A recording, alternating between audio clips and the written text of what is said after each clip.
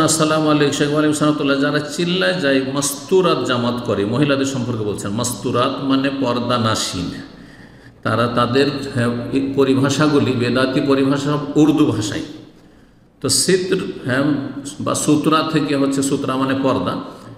তো এখান থেকে মাস্তুরাত যেসব মানুষকে পর্দায় থাকতে বলা হয়েছে, মানে মহিলা মানুষকে পর্দায় থাকতে বলা হয়েছে, তাদের জামাত নিয়ে যায়, মহিলাদের জামাত বের করে, এইটাও একটা বেদাতি কাজ এবং তাতে অনেক অন্যায় অঘটন ঘটে থাকে। তাদের আকীদা কি সহি? মোটেই সহি নাই। তারা সুফি, তারা মাতুরিদি, তাদের আকীদায় বড় ধরনের ভুল রয়েছে, গোমরাহি রয়েছে। সমস্ত সুফি তরিকত, যতগুলি পীর মুরিদি তরিকত রয়েছে এবং তরিকতের যেগুলো বিভ্রান্তি রয়েছে, তাদের মধ্যে তাদের আকাবের বুজুর্গানদের মধ্যে বিদ্যমান রয়েছে। জি, বরং তাদের কিতাব ফাজাইল আমল শিরকিয়াত, ফাজাইলে দুরুদে, ফাজাইলে হজে শিরকিয়াতও রয়েছে। তাদের সাথে আত্মীয়তা করা ঠিক হবে না? ঠিক নয়।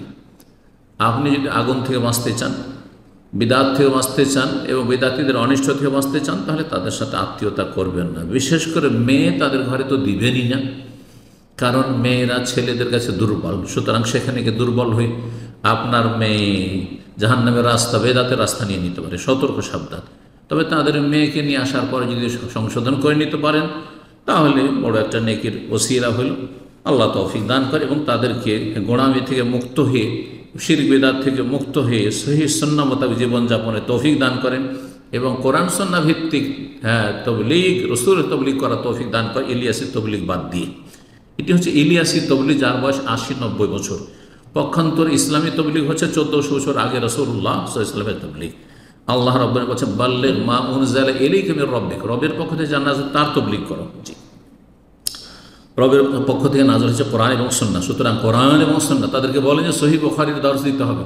আপনার এই ফাজাইলের দর্শ দিয়েন না, এই মুনতাখাব হাদিসের দর্শ দিয়েন না, বুখারী দর্শ দেন। তাদেরকে বলেন যে দার্সে কোরআন দেন, কোরআনে একটি করে আয়াতে তাফসীর করেন। তাদের উযু নষ্ট হয়ে যাবে। আল্লাহ হিদায়াত দান করুন।